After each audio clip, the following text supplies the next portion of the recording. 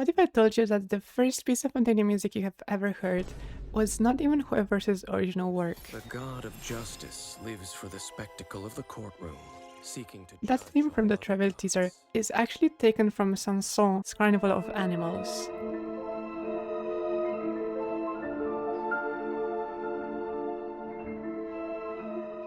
Even though Hoyo generally loves taking inspiration from traditional music from different cultures for different regions in-game, Fontaine is special amongst other nations because it doesn't just take this broad inspiration from the culture, but it actually references very specific pieces in the way that you can actually trace back from which piece some of the melodies from Fontaine are taken from. And there's a reason why Fontaine is like that. That reason lies deep in Genshin's elemental lore. The power of water is its ability to take any shape. Even though none of us particularly adores this specific ocean, it does give us insight into how Hoyo composers decided to approach Fontaine OST. So Fontaine is a nation of hydro, which is basically water, and the power of water is its ability to take any shape. If we try translating this into music, the way that we could apply the power of water to music would be by taking a musical idea from one shape to another. So that is basically like having a melody be played in one piece of music. Here we can take the example of Sanson's Carnival of Animals, and we mold this melody into a different shape by putting it into a different song. For example, taking this melody from the Carnival of Animals and putting it into a video game soundtrack. Yippee! There are many more instances of Hoyo taking a melody, or it can also be a harmonic progression, a compositional style of a certain composer, or any kind of musical idea from a pre-existing piece of music, and directly referencing it into its own music. So keep watching until the end if you want to learn about all kinds of references that Fontaine has to offer. Perhaps the most notorious example from Fontaine OST can be heard in pieces floating into the distance, Vestige of Bela and the Gymnopédies of Lune.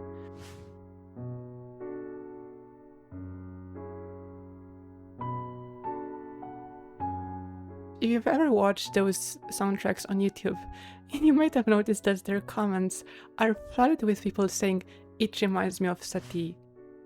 All the three pieces share the same minimalistic compositional style of a bass note and then the seventh chords that are played on the second beat, in this kind of calming waltz style, which was invented by Eric Satie in his Gymnopédies.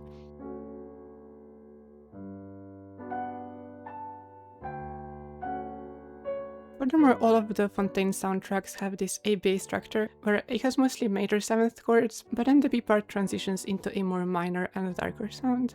But then we return back to A for the ending, which is also mimicking Satie's compositional style. And what even further solidifies this reference is that, as I mentioned before, there's not just one soundtrack from Fontaine that references Satie, there are three soundtracks that reference Satie's Gymnopédies, and that is coincidentally also the amount of compositions in the Gymnopédies cycle that Satie wrote. There is Gymnopédie 1, which is the most famous one, and then we also have 2 and 3. And I always assume that Fontaine's compositions each reference one of the Gymnopédies.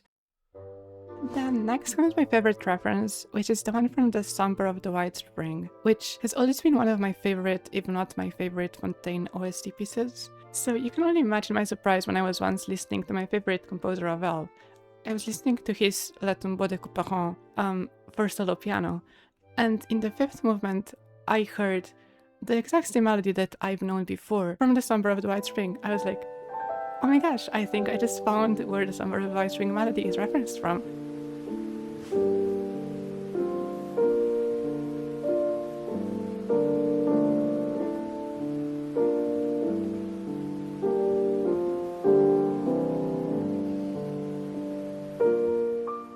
And that just made me fall in love with both Ravel and the Fontaine OST even more, and it also inspired me to make this video. So the melody is not exactly the same, as the functional notes are changed a tiny bit, especially in the cadence, but as a lover of Ravel's music and a lover of Sombre of the White Spring, you should just take my word for it. This is definitely a reference, albeit a bit more subtle and also a bit more profound.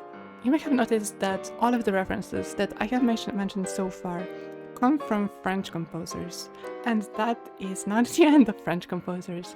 If you're watching this, then you have already seen in the thumbnail that one of the songs is literally titled Clair de Lune, which obviously comes from Claude Debussy's piece Clair de Lune. Unfortunately, the Ganshin Clairdelin doesn't sound anything like Debussy, but it goes to show that you can also reference music in extra musical parts of the song, such as the title. There are also many more title references, which I'm not really going to go into, but there are pieces L'Amour and L'Envers et l'Endroit, I don't know, I don't speak French, whose titles are directly copied from the literary works of Albert Camus. But those references are all extra musical, which is not that impressive or hard to incorporate into music. It's literally just the title of a book put into a title of the music, which, yeah, it's worth mentioning, but it's not the point of this video. Let's go now back to the references that are intra-musical, meaning that you can observe them by listening to the music and not by looking at the title. There are actually a couple of references in Fontaine OST that do not come from French composers. Wow! If you've explored Fontaine with music on, you have most definitely heard this song.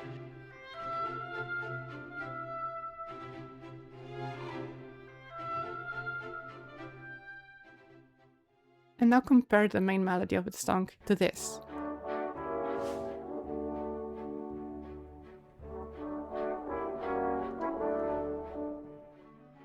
That excerpt comes from Tchaikovsky's Waltz of Flowers, from the Nutcracker Ballet, which is one of the most famous musical works ever, and it's funny how blatantly yet elegantly we included it in their music. Or perhaps I could also say plagiarized. The line between referencing and theft or plagiarism is kind of thin, and that actually further matches with Fontaine not only being the nation of Hydro, but also the nation of justice. Because plagiarism and judicial cases, deciding whether music is an original or copied work, is the one fundamental concept that connects music and justice together. So it is really cool to see how the way Ganshin incorporates lore into literally everything, including its music, is so multidimensional, and as we can see also everything is done on purpose, which is awesome. But of course I should not forget that there is also Bach in Ganshin's music. Of course there's Bach. It's always Bach. In this OST you can hear soothing cello melodies, but to anyone who is familiar with classical music, they might sound funnily uncanny.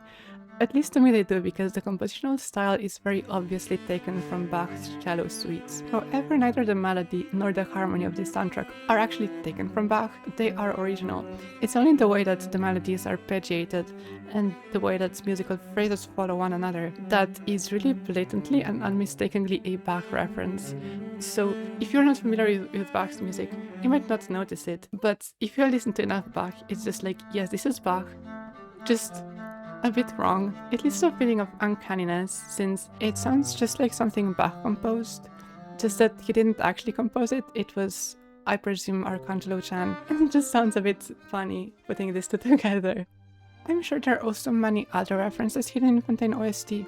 Unfortunately, I only have one pair of eyes, so I was only able to find a couple of them, but if you've noticed any more, I'd be very keen to hear about it in the comments. And that is true even for the OSTs that are not from Fontaine. Perhaps Inazuma also boasts with as many references to songs from the traditional Japanese repertoire. I just didn't notice them because I'm not that familiar with traditional Japanese music, as I am with classical music. Well, I have heard that Inazuma's main theme actually starts with a short reference to traditional song Sakura Sakura, but that is it to my knowledge.